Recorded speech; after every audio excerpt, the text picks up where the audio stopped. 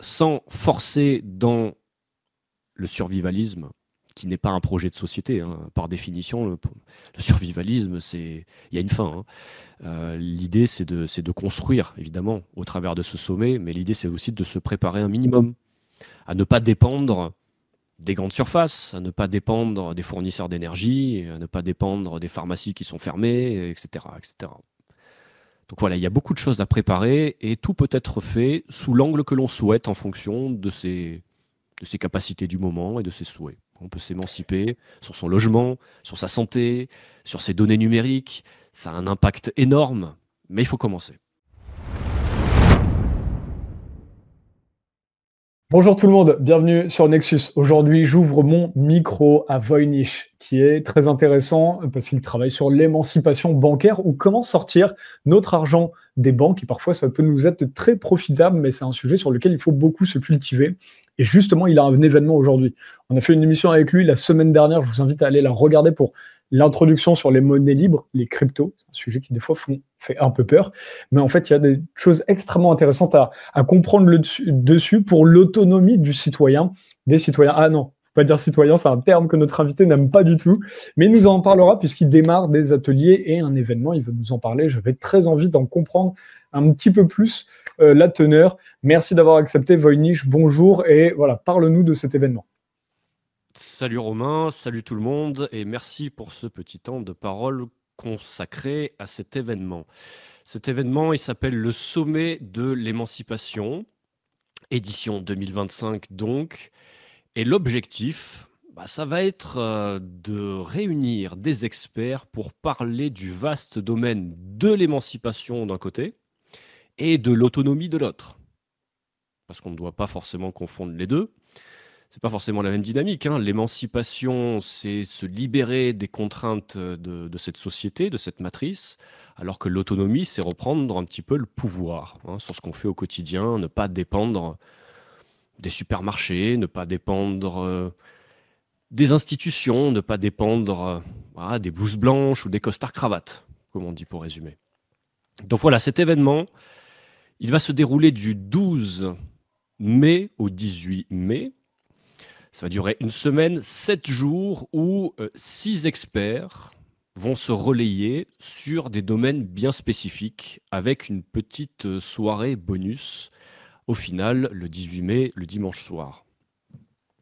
Donc, parmi les thématiques que l'on pourra aborder avec ces experts-là, il va y avoir évidemment comment se soigner autrement, très important de reprendre la main sur son corps, de comprendre comment fonctionne cette physiologie humaine, de pouvoir reprendre le contrôle sur son corps, habiter librement, hein, avec l'aménagement du territoire, tout ce qui tourne autour du logement qui est très important, comprendre nos droits, ça c'est peut-être plus spécifique à ma partie, hein, administrativo-juridique.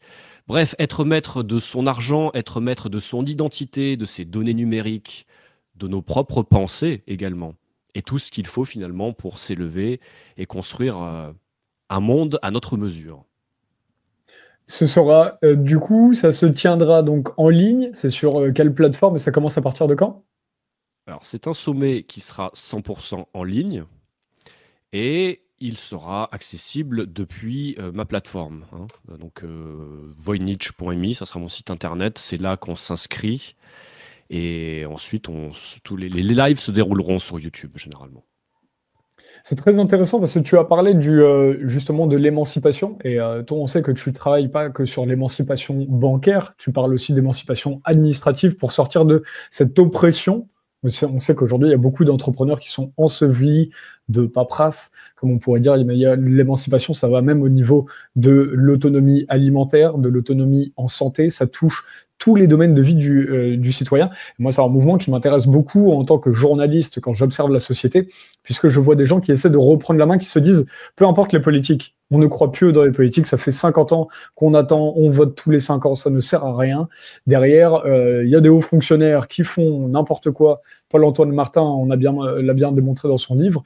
Il y a tout type d'entrepreneurs qui sont là juste pour essayer de vendre des produits toxiques du moment que ça leur rapporte de l'argent. Donc maintenant, comment est-ce que les personnes prennent en main leur vie directement pour ne plus se laisser manipuler? C'est en ça que le mouvement de l'émancipation est intéressant. Et donc c'est intéressant que tu proposes cet événement qui s'appelle le sommet de l'émancipation. Exactement. En fait, les constats, on les a déjà faits. Maintenant, je pense qu'il est temps de passer aux solutions. Et les solutions, bah, ces experts qui vont intervenir, ils les ont. Donc, on va progressivement en parler sous ce format de conférence gratuite, accessible à tout le monde, bah, qui pourra permettre justement de mettre en avant ces fameuses solutions et surtout de montrer des gens qui ont réussi à changer leur vie ou changer un domaine de leur vie. Je parle d'un domaine de leur vie parce que ce qui est intéressant au final, c'est de montrer au travers de cet événement que même si on ne travaille pas directement ensemble, les uns avec les autres, nous avons tous un objectif commun. Nous sommes reliés. Ça, l'union, c'est quelque chose qui m'est cher. Faire du réseau, être ensemble, être fort à plusieurs, c'est quelque chose que je prône depuis des années. C'est pas toujours facile à mettre en place. Mais finalement, quand on crée des événements comme ça, on envoie un message fort. Le message, il est clair. En termes d'autonomie alimentaire, énergétique, le logement, l'habitation, le numérique, l'éducation et tous les domaines annexes à cette émancipation-là et à l'autonomie, en fait, on est déjà prêt. On a déjà quasiment tout. On a des belles propositions. Et j'ai déjà discuté avec ces experts et on pourra toucher un mot d'ailleurs à qui sont ces fameux invités. J'ai touché à des domaines. J'ai trouvé ça fascinant de passer du temps avec ces experts et moi-même d'en apprendre, de savoir à quel point on peut aller loin. Le problème, c'est qu'on ne le sait pas. Donc, on va l'exposer au travers de cet événement. C'est pas faux, puisque quand on en parlant avec toi, notamment dans la première émission, on le voit bien ensemble, on parle de l'émancipation administrative, je connaissais pas du tout cela. Donc il y a parfois c'est vraiment, mais même quand on creuse, j'ai découvert des gens récemment qui font aussi de l'émancipation, enfin, c'est pas de l'émancipation, mais qui est quand un informaticien indépendant va créer par exemple un GPS open source, c'est un GPS par exemple indépendant pour ne pas utiliser Waze ou Google Maps. En fait aujourd'hui il y a des trucs indépendants dans tous les domaines et il faut, comme tu dis, pouvoir déjà avoir connaissance que ça existe, c'est ça qui est fou. Exactement, mais ça, on ne sait pas que ça existe, mais c'est très pointu. C'est ça où ça va être intéressant, c'est que on va pouvoir aller loin en fait durant ces conférences-là. On va pouvoir aller très loin parce que tout simplement les experts qui sont invités sont allés eux-mêmes très très loin. Ce sont des spécialistes de leur domaine et il y a une multitude de choses à découvrir. Ah, c'est absolument incroyable. Ne serait-ce que sur le domaine de la santé, c'est assez fou parce que ce qui m'intéresse, à titre personnel, c'est le changement de paradigme. Parce que je pense qu'à un moment donné, il va falloir que quelque chose change. Alors, Et c'est quoi le changement de paradigme? C'est de se dire les politiques actuelles ne marchent pas, quelles qu'elles soient, donc déjà c'est comme l'émancipation, c'est un si, changement de paradigme? pour résumer, c'est comme si on changeait d'univers, on changeait de base, on opérait une déprogrammation et vraiment on changeait tout, notre société, en fait, de fond en comble. Hein, on est dans un paradigme qui tient avec des bouts de ficelle. On sait très bien qu'on marche sur la tête dans cette société. On sait très bien qu'on perd le contrôle. On sait très bien qu'on passe à côté de l'essentiel. Et pour autant, on reste bloqué, on ne sait pas quoi faire. Et pourtant, il y a beaucoup de choses à faire. Donc il ne faut pas voir ça comme une montagne. C'est vraiment un événement que j'ai voulu vraiment dédier aux débutants. Il n'y a aucune connaissance spécifique à avoir dans n'importe quel domaine. Ça va être purement de la découverte. Donc très accessible. Et donc ça, c'est Et intéressant, c'est l'émancipation pour les nuls, c'est pas un truc entre experts. oui, voilà. On va pas dire qu'on est nul. Non, c'est juste qu'on n'a pas connaissance et on ne s'est pas encore posé les bonnes questions, hein, tout simplement. Non, non, mais tu connais les livres pour les nuls. Je sais, c'est facile comme référence, mais finalement, de se dire qu'on est nul, énergétiquement, moi, ça me convient pas trop. Je veux dire, non, on n'est pas nul, on est juste... Non, c'est important, hein, Mal documenté. des bonnes vibes, de se dire que bah non, on n'est pas nul, mais on va se lancer. C'est important, les mots. Hein. Les mots, L'émancipation, on elle les peut être. considère comme de l'énergie, de la magie. La magie, c'est au travers des mots aussi. On envoie des vibrations, des intentions. Tu sais qu'avec un mot, je peux te mettre par terre. Si je touche là où ça fait mal. Bon, c'était une parenthèse, mais les mots sont importants. Mais oui, après, effectivement, c'est vraiment le sommet de l'émancipation pour les nuls, on pourrait l'appeler comme ça. Et émancipation énergétique aussi, ça existe. C'est fascinant, il y a de l'émancipation sur tout. Bah, énergétique, Alors on peut pousser plus loin avec une émancipation au niveau de sa spiritualité, de ses croyances, hein. Est-ce qu'on devrait se référer forcément aux religions ou aux dogmes actuels, etc. L'idée, c'est d'être indépendant d'esprit. C'est pas plus compliqué que ça. Donc apprendre à réfléchir, apprendre à discerner. D'ailleurs, en parlant de discernement, c'est quelque chose que l'on pourra mettre en place aussi, parler aux téléspectateurs de l'importance du discernement, parce que pour introduire possiblement les invités, toi, Romain, tu participes donc à ce sommet. Un petit peu. Alors, il y a plein de tu parles d'experts, je ne sais pas qui sont les autres experts. Moi, je ne sais pas si je suis expert, mais en tout cas, ouais. Tu m'as proposé effectivement de parler de la rigueur dans l'information. Ce qui m'a plu, c'est la rigueur dans l'information, le fait de participer à un magazine qui est quand même un magazine conséquent, un magazine de référence, et ton ouverture d'esprit que j'ai trouvé absolument remarquable, et de vouloir aussi laisser une place aux solutions, très important. En termes d'invités dans la santé, on va avoir le docteur Alain Scoy, une sommité. J'ai appris encore, hein, moi qui suis formé en naturopathie, etc., encore appris à ses côtés. Je ne fais pas de teasing, mais ça va être énorme. Patrick Baraudet va nous parler de logement et d'aménagement du territoire parce qu'il a mis au point ce qu'il a appelé la maison autonome. La maison où il vit, il n'y a pas de câble qui le relie à l'extérieur. Et ça, c'est absolument fascinant. Je me dis, mais comment il en est arrivé à ça? Et est-ce que c'est possible? Et oui, c'est possible. On va avoir aussi un expert en cybersécurité qui va nous expliquer, est-ce qu'on peut se reposer sur le numérique pour nous émanciper? Est-ce que le numérique est un piège? Est-ce que ça appartient à la matrice? Est-ce qu'il y a moyen de s'en prémunir? Est-ce qu'il y a moyen de l'utiliser? Où vont nos données personnelles? Quelles sont finalement les conséquences de nos choix lorsqu'on va chez Google pour créer un compte email gratuit, par exemple? On aura aussi CC Atman, qui est, qui est une légende pour moi aussi au niveau de la finance décentralisée et comment reprendre le pouvoir au niveau monétaire. Ça va être une partie importante. Toi, Romain, sur le discernement, et aussi, je vais me lancer sur la partie administrativo-juridique. Justement, tu disais que c'est un domaine qui n'est pas forcément très connu, et je pense que je vais devoir vraiment insister à fond les manettes sur l'émancipation au niveau administrativo-juridique, parce que pour moi, c'est le socle de notre condition d'esclave, hein. J'emploie les bons termes. Ce sont des termes forts, d'ailleurs. Et c'est intéressant parce que quand tu parles d'émancipation, alors je ne sais pas si on peut dire où tu habites, mais effectivement, on voit par exemple toute la dépendance par rapport à ce qui s'est passé dans le sud-ouest de l'Europe, où effectivement aujourd'hui on est complètement pris par toutes sortes de technologies et dès que un petit pet arrive, tout s'effondre dans la société. Donc, je ne sais pas si tu peux nous en Moi, parler un petit peu. On est une... ouais, je m'efforce d'être assez libre dans mes mouvements. Et c'est vrai que j'étais là à ce moment-là. Et c'est vrai que je vais insister, je vais principalement prendre cet exemple en considération pour expliquer aux gens que ouais, ça peut arriver. Et quand ça arrive, on n'est pas prêt en fait. La Donc on plupart. parle de la coupure d'électricité qui a eu lieu une semaine auparavant, puisqu'on Sur tourne. la sphère ibérique, ouais. Voilà, on tourne là le 30 avril. Donc on est quelques jours après la grosse coupure voilà, sur la sphère ibérique. On est ouais, plus de 24 heures après, enfin 48 heures après, quelque chose comme ça. En tout cas, c'était assez impressionnant à voir de l'intérieur, et j'ai vu la réaction des gens. Et bon, même si on est un petit peu éveillé, dirons-nous, c'est pas toujours simple à gérer. Et donc, il y a une préparation à avoir. Et pourtant, je suis pas celui qui prône le survivalisme ou tout ce genre de trucs, parce que pour moi, les théories de la catastrophe, c'est encore une fois envoyer une énergie. C'est comme si on réclamait la chose, alors que je préfère avoir une pensée positive de me dire que non, ça n'arrivera pas.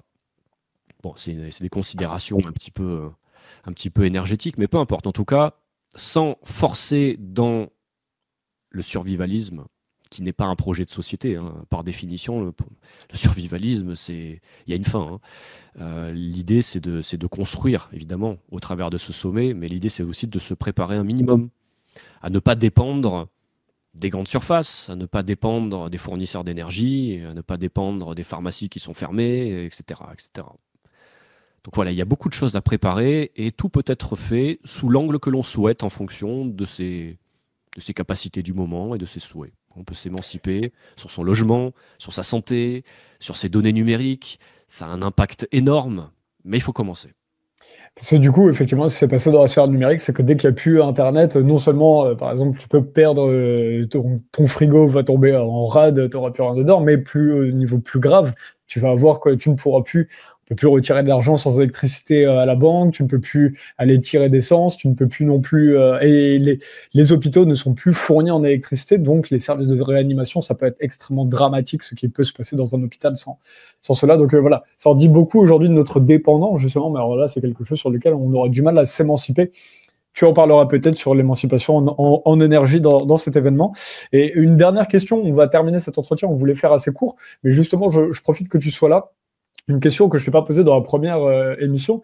Moi, il y a beaucoup de personnes, quand je leur parle d'émancipation, ils me disent à chaque fois, ah, un tel ou un tel, il a raison. En vrai, c'est vrai que c'est mieux de mettre un GPS open source, même si on va faire 2 heures de route au lieu de 1 heure et demie. Mais voilà, c'est trop galère. Moi, j'ai pas le temps pour me cultiver là-dessus. Qu'est-ce que tu dirais aux gens comme ça qui, du coup, voient comment c'est bien? C'était la même chose à l'époque avec Linux. Tout le monde disait, oh, Linux, c'est génial, mais bon, je préfère avoir un Windows quand même. Comment tu inspirerais justement, quel est ce que tu dirais? Tu parlais d'énergie, être dans la bonne énergie. Comment est-ce qu'on inspire les gens à pouvoir justement plus s'autonomiser demain? Je pense qu'il y a deux axes principaux. Il y a l'axe qui fait mal et il y a l'axe qui fait plaisir. On va commencer par l'axe qui fait mal.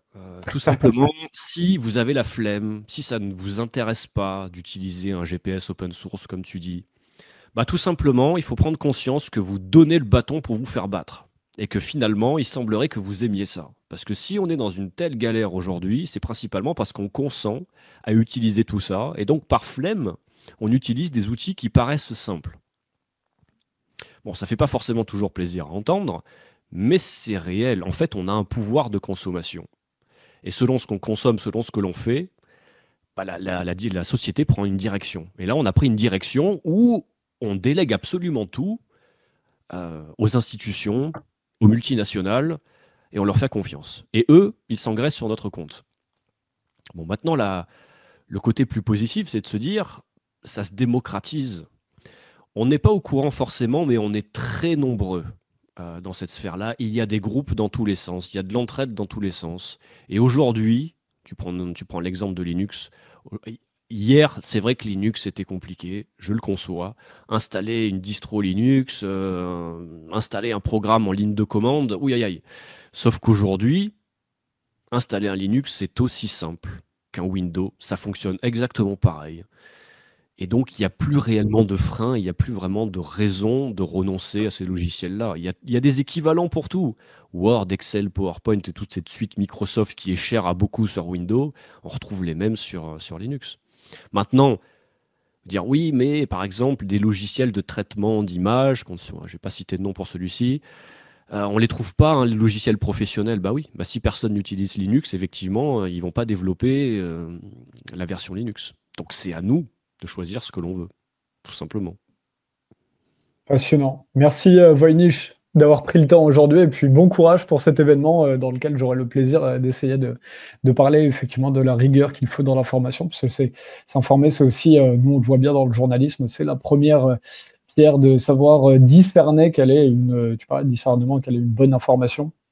Effectivement, une information plus compliquée où ça ne se résume pas aujourd'hui juste à regarder une source comme Le Monde.